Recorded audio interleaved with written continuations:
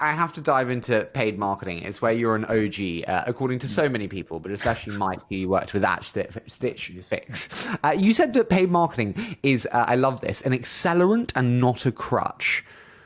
Hit me, my man. What does that mean? Yeah, well, it's funny because I do harp on this stuff now. At Stitch Fix, my job was to run our marketing budget, right? And so I learned there's a lot of power. Also, with power comes great responsibility. And so there's a lot of lessons I learned here. Also, a lot of stuff on what not to do, right? So what I mean by that comment, all right, take a step back. Like one measure of product market fit health is what happens when you turn off all non-organic acquisition activities. And so ideally, you should see some ongoing user base that's retained and ideally generating new users, even if at a much slower clip, right? If you don't have that, you don't have product market fit. I think going too heavily into paid marketing too early can lead to a number of problems. Paid marketing is relatively simple and straightforward to go and acquire new users. And so it gets kind of addicting when you're more likely to design a single discipline marketing function and miss the opportunity to do more challenging kind of cross-functional initiatives when you see the magic of being able to put money into the Facebook machine and deliver users back. The thing that many people miss early on is that paid degrades with scale. Everyone says you'll get better at it, so you'll fight kind of the laws of gravity. That might happen in a short term, but on a long-term time horizon, performance always degrades. That's just how it works. And so you could really get false signal on early CACs as a business when at low volume and end up with a business maybe a year or two down the line whose economics just straight up don't work. And that can be very, very problematic. Given the speed of the feedback loops here, it's addicting. But I think if you haven't kind of done the harder stuff up front, you could really just head down a path you don't want. Sorry, I'm just too interested. You've got so many things I want to pick up on, but what's too heavy? Just for founders listening, what's too heavy and what's the right mix early of like organic to paid? Yeah, man. I mean, it's going to vary a lot by business, right? Like if you're a business that's like an e-commerce, store, I mean, you're probably going to be, I don't know, 30 to 50% like paid marketing, right? And so if you see business that's north of 50 for any type of business, that's probably like a flag. But again, this answer itself, this question itself is flawed, right? Because I think this goes back to the point of incrementality. Attributing a single source of acquisition to a given user is usually like a fallacy, right? And so I'm not dodging the question here, but I just think it's like even this line of thinking actually is part of the problem. I saw the other day it takes 7 to 10 touch points with a brand for a single user to convert. So if we take that as an example, you could see the billboard on the highway and then also the Google ad and then the Facebook ad. And it's like, well, where do you attribute true success in terms of channel performance to? Yeah. And the caveat on the answer on kind of like accelerant, not a crutch thing is most businesses don't find their one channel that works.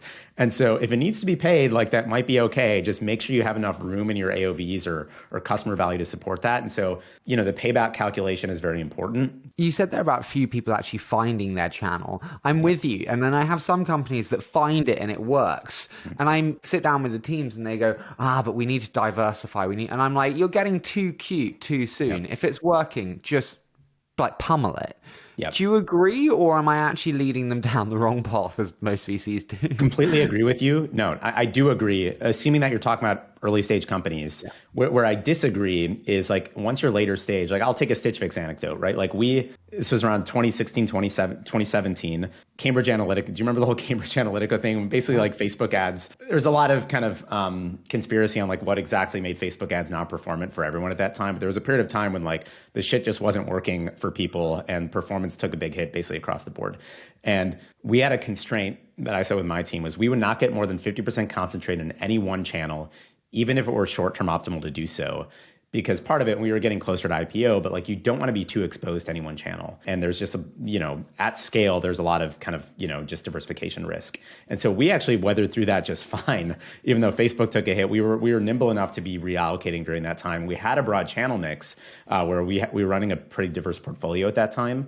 But early on, I think I totally agree it could be problematic. And actually, there's all sorts of other reasons why you don't want to be too broad early on. It just makes measurement harder too. You're looking at more interactions between channels that are harder to capture. And so I think at scale, you want to be diversified.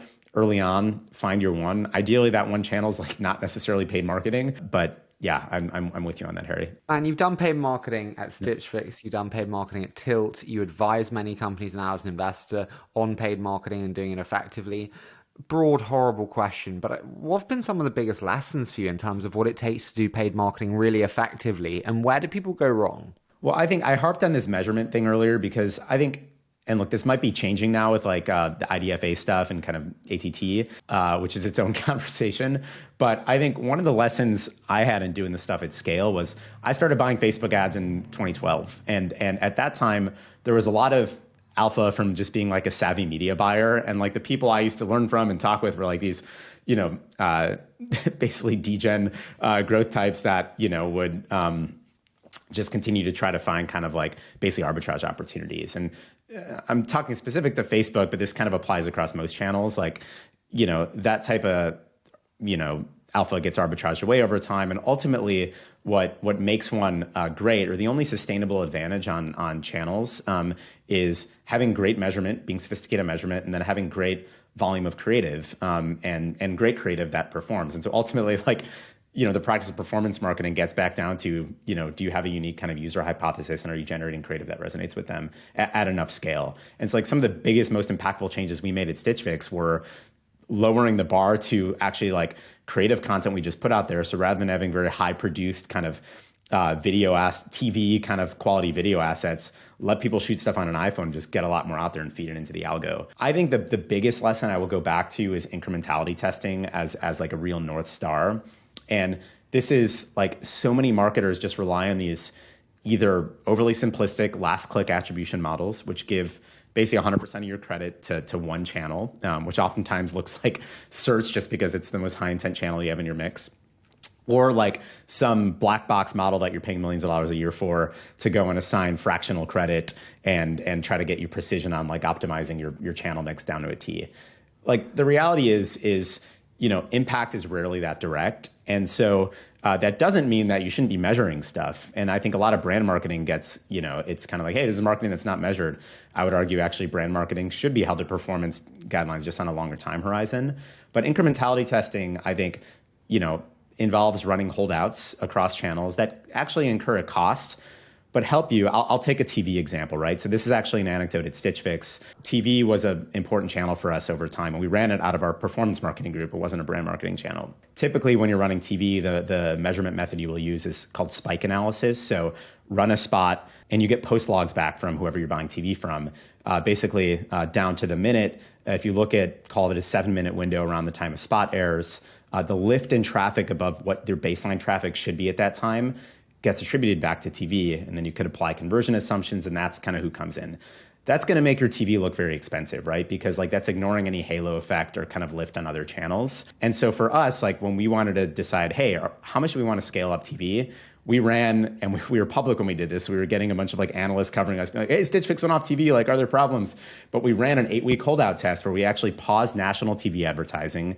And we would always buy nationally because it was a lot cheaper from a CPM standpoint to do so. We paused national for 8 weeks. We picked 5 regions and we went and bought local TV spots. And we measured the overall lift in those markets and the interaction between other channels that we were running, and came up with awesome insights on actually what was the interplay from TV on our Facebook ads and what was actually the true kind of like incremental CPA. And when you understand incrementality, you could actually go back into your kind of whatever attribution model you're using, whether it be last click or whatever, and go and apply incrementality multipliers to them. And then you actually are getting, maybe the sense of precision that a lot of growth marketers are looking for. But without incrementality testing, you could be drawing like very wrong conclusions on kind of how your channels are working. I love that example. My question to you when I was listening to that is, okay, if I'm a founder, how do I know how to allocate budget to paid marketing?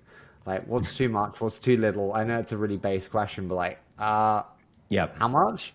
Yeah, well, I think, there's kind of tops down and bottoms up. I think maybe most teams should actually have some return on ad spend, like either ROAS or kind of payback threshold. And so it really comes down to like what's economical for your business at any point in time. And you could be tight with payback. So like most consumer companies, if you're not paying back, like if you're a subscription business, you're not paying back within a year, that's probably problematic. Ideally, if you're e-commerce, you're paying it back on first transaction because, a year is making all these conversion and repeat assumptions that you might not have at that point.